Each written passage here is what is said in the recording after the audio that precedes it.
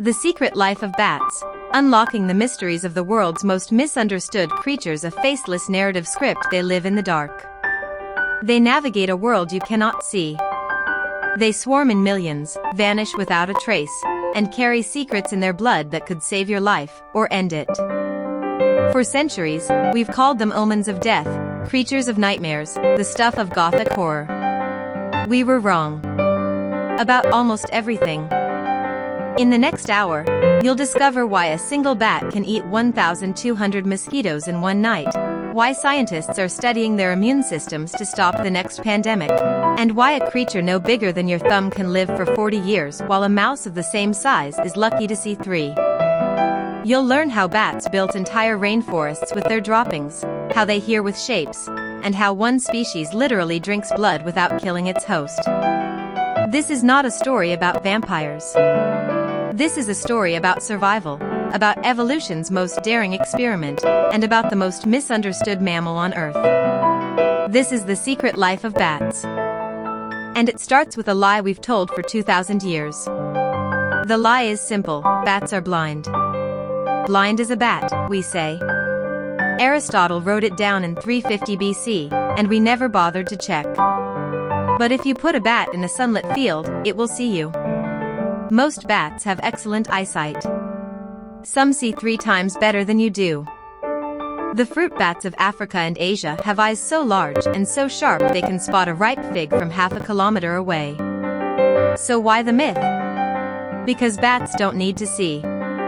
They have something better. In 1793, an Italian scientist named Lazzaro Spallanzani did something cruel but revealing. He blinded bats and set them loose in a room crisscrossed with silk threads. The bats flew perfectly, never touching a thread. Then he plugged their ears. This time, they crashed.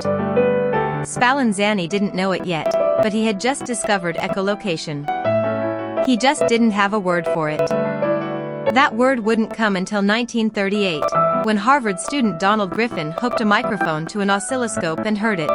The bats were screaming. Screaming at 100 decibels. Louder than a rock concert. But at 20 to 200 kilohertz, far above human hearing. Imagine shouting into a canyon and reconstructing the entire landscape from the echo alone. Not just distance. Shape. Texture. Movement. A bat can detect a human hair in total darkness from 10 meters away. It can tell the difference between a beetle and a moth by the flutter of its wings.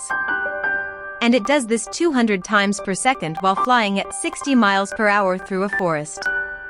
But echolocation is only the beginning. Because to understand bats, you have to forget everything you think you know about mammals. They broke the rules. All of them. Rule 1: mammals don't fly. Bats said, "Watch us." They are the only mammals capable of true powered flight. Not gliding like flying squirrels. Real, flapping, steering, hovering flight. And they've been doing it for 52 million years. The oldest bat fossil we have, Echolocation finii, was already a fully formed bat. No half-wing. No evolutionary throat clearing. It appeared in the fossil record as if out of nowhere, a perfect flying machine. How? We still don't know. The transition from tree-climbing shrew to sky predator left no fossils.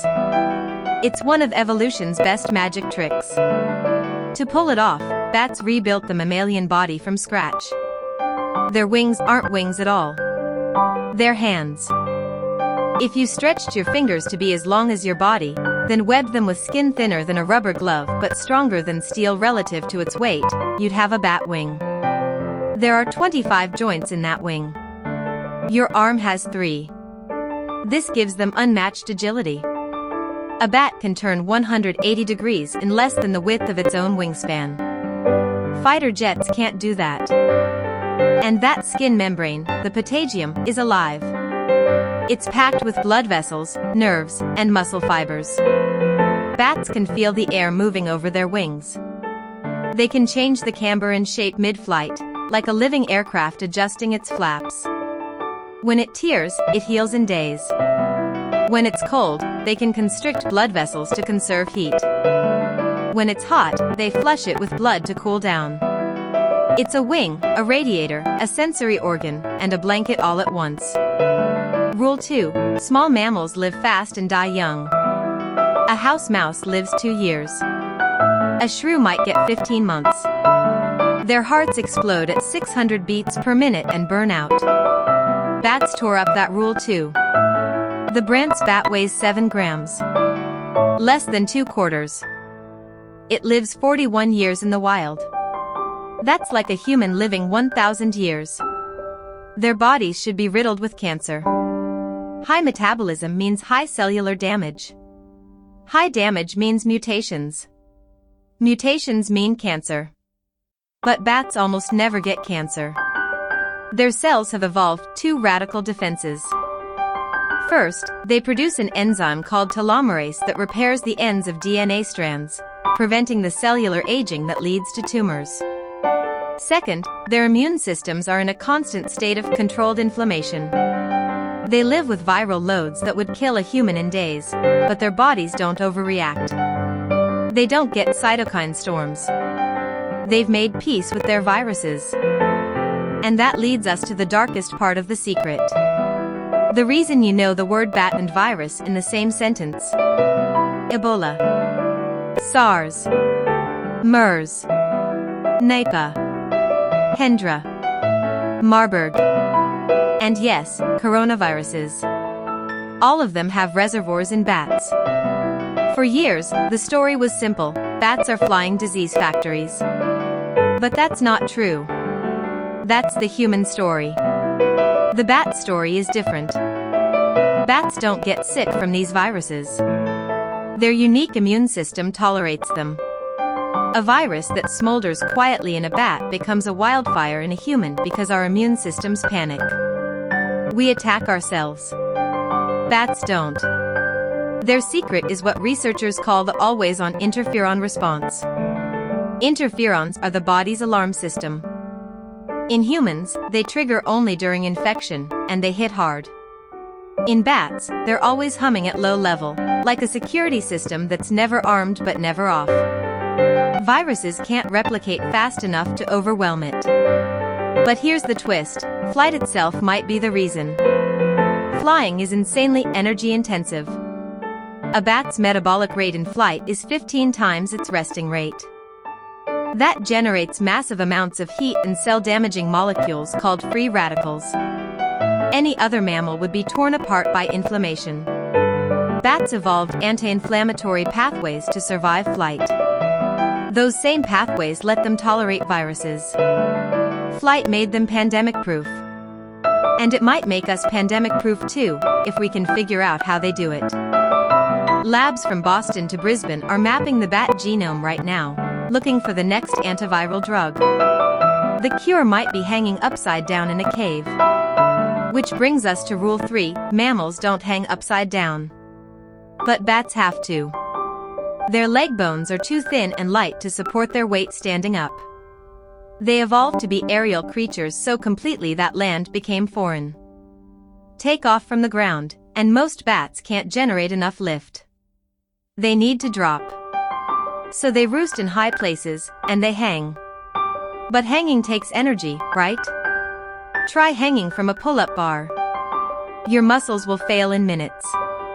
Bats hang for months. Through hibernation. Through storms. Even dead, they don't fall. Because they cheated. Their tendons have a ratchet system. When a bat relaxes, its body weight pulls on tendons that clamp the toes shut automatically. No muscle effort. It's like a Chinese finger trap in their feet. To let go, they have to actively flex a muscle. Death, for a bat, means a permanent grip. Many die hanging, mummified by the dry cave air, still clutching the rock. And those caves. We think of them as bat houses. But caves are death traps. Dark, damp, full of ammonia from guano. No other mammal could live there. Bats turned them into empires. The Bracken Cave in Texas holds 20 million Mexican free-tailed bats.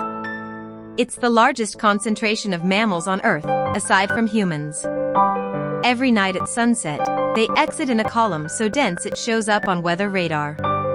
It takes 3 hours for them all to leave.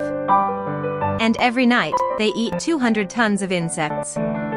Mostly agricultural pests. Corn earworm moths. Armyworms. If those bats disappeared, American farmers would lose $3.7 billion a year in crop damage and pesticides. One cave. $3.7 billion. And it's not just insects. There are 1,400 species of bats. Only 3 drink blood. The rest are doing jobs we didn't even know needed doing. The fruit bats, the flying foxes, don't echolocate. They navigate by smell and eyesight, and they are the gardeners of the tropics. A single wild mango tree can be pollinated by bats from 60 kilometers away. The bats eat the fruit, fly off, and drop the seeds in their dung, complete with fertilizer. 95% of new rainforest growth in cleared areas comes from seeds dropped by bats. No bats, no rainforest. The tequila in your glass? Bats pollinated the agave plant at 3 a.m. while you were sleeping. No bats, no tequila. Even the vampire bats, the ones we made movies about, are not what you think. Desmodus rotundus feeds only on blood, yes. But it doesn't suck it. Its saliva has an anticoagulant called draculin that keeps blood flowing from a tiny incision it makes with razor teeth. The bat laps it up for 30 minutes. The host, usually cattle or birds, rarely even wakes up. And vampire bats share. If a bat fails to feed for 2 nights, it will die. But a roost mate that ate well will vomit up blood to save it. They remember who shared with them, and they repay the favor. It's called reciprocal altruism, and it's one of the only clear examples in non-human animals.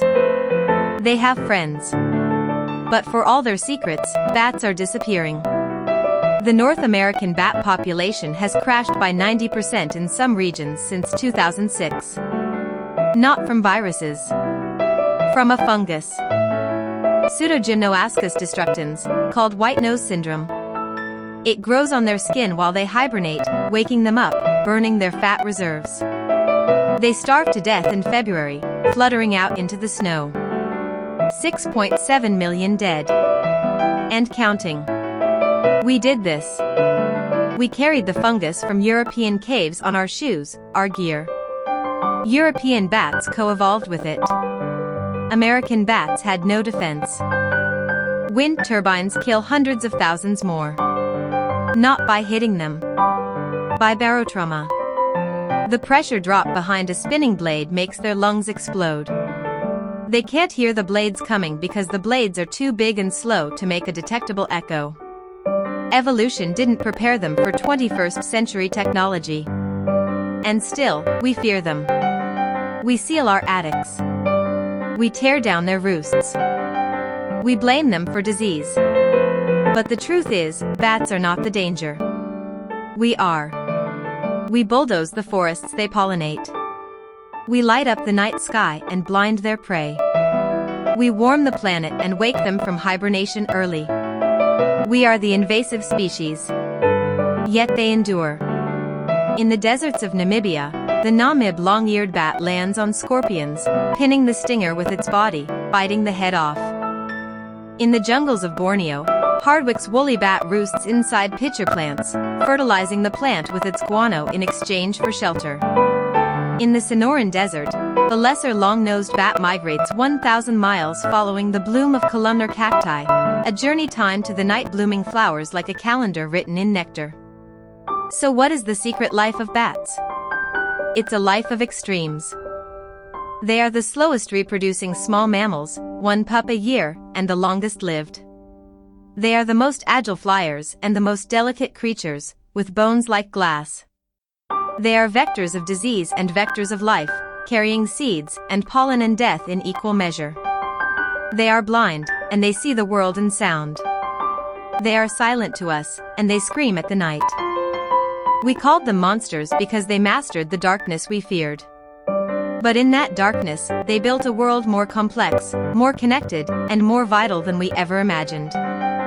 They are not our enemies. They are the night shift. The maintenance crew for the planet. Pollinating, seeding, eating, balancing. And maybe the biggest secret of all is this: we need them more than they need us. If bats vanished tomorrow, the tropics would unravel. Crops would fail. Forests would stop growing. Insects would swarm in plagues. The night would go quiet, and not in a good way. But if we vanished tomorrow, the bats would fly on. Out of their caves, into a world without lights, without wind turbines, without fear. They would reclaim the sky we stole. And 52 million years of evolution would keep going, echolocating through the dark, whispering secrets to anyone still listening. So the next time you hear something rustle in the twilight, and you look up and see nothing, remember, something sees you. And it's not a monster. It's just a bat. Living its secret life. And maybe, if we're smart enough, it will let us in on a few more secrets before it's too late.